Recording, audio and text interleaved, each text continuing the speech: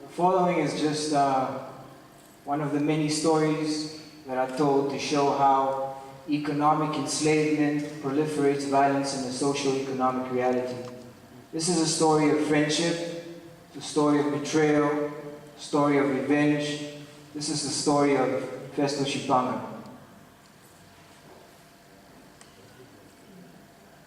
I used to know this kid on my block. His name was Festus. His dad was a mechanic, but he too was messed too. So guess who, at the age of 20, was nestled into a life of crime, and he was stealing to get through. And that proves if your dad is a drunk and your mom's loose, you probably won't have a chance or a future in high school. He failed. The next thing I hear is in jail. He got mixed with the wrong people. Dealers paying his bail. But see, the story doesn't end there. Meet his best Valende. Festus said a friend and his name was Carliente. Carl was a white boy, but it was never about the color. He overlooked the fact that Festus lived in Shandubala. They were inseparable. I'm talking these were the same cats, like fuck black and white. They were balls in the same sack, like chains in the same track. The things that I say fact.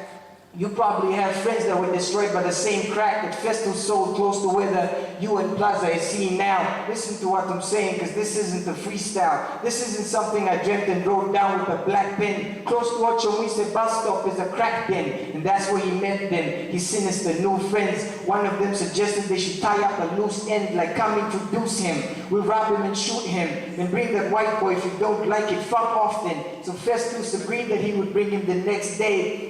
Thoughts of betraying his friend kind of gave him a chest pain, but that wasn't enough for him to pack up and go home, because he was invaded by dreams of the crack throne. So he grew him a backbone, smoked weed and got blown, went through his contacts, now calling his rack phone, and right then, that's when the devil crept in and took away a life in the future that could have been.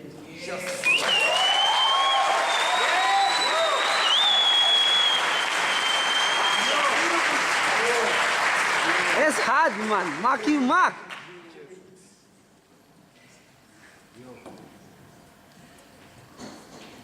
So this is a recollection of what happened that evening. Festus made up his mind he was done, no reasoning, no going back to a life of strife and suffering. And right above his head the horned demon was hovering, singing tunes, Neptune, ta la la la, Satano kui moneno lutuliwa. Yes, the demon chants, the blade is in his pants. You'll never get this chance. He stands steady in his stance because he's flawless in his dance. He's perfect in his Venus, the black Judas that's about to kiss his Jesus, and the plan becomes a fetus because he's plan is really genius. Friends urging them on, come on, we can get us, and they did.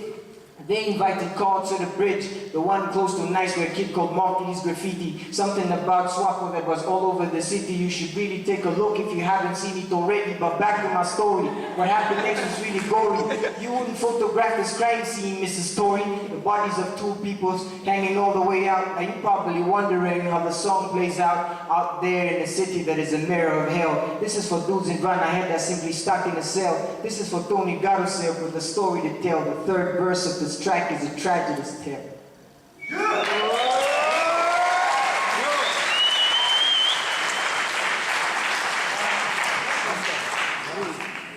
Great betrayal. So Festus went out to meet him while the others stayed hidden. They shook hands. Then he asked him the state reason. The caution in his voice, is everything okay? And what in God's name was so important they couldn't wait the next day? But see, Festus couldn't answer him. So Carl threw a tantrum. The sudden change on his face as the night finally enters him. It's not real. His best friend just did not kill. The places where we play, his kids usually blood spills. Because at that moment, Festus must have forgot they passed, because he was hungry like Gandhi on a 3-month fast. Because even if he goes to jail, how long does 3 months last? Because you get more for stealing kettle, so he might as well kill Carl's ass. And so just a little nudge, further the devil pushes, and in the background shadows emerge from the bushes. His friends from early on chanting, hurry up and let's go. And at that moment, Festus struck his death blow. His chest cold, heart was revving like a Vespo. Black and white colliding for reasons ancestral. You see, the plight of the black man is a knife in his right hand. It justifies his sins and his crimes in his white land. It's paid back for every time William Lynch would boast the arrival of new slaves from the Ivory Coast. And despite his new cage, he's still chasing a ghost, that of economic freedom far above his post, because For poverty is like slavery, and that is the truth of every nation. And Vern Hill is nothing but the newest plantation as we toil in the soil for blood and oil, waiting for freedom while the economic snake recoils. And is ready to strike again. Festus strikes again, this time cutting Carl's throat to deprive him of oxygen. And as he lay there bleeding, struggling to breathe, for the first time in his life, Festus got on his knees. He looked Carl in the face and said, "You made me do this because the color of your skin has made me ruthless." So he reached into his pockets and took what he needed, discarding his prey like an animal that recently feeded or recently fed. The things the poor would do for their bread. You see, they took away the chains and put the loan in its stead. To be all indebted to a system that's not even human. The dead body of Carliente smelling putrid of urine. But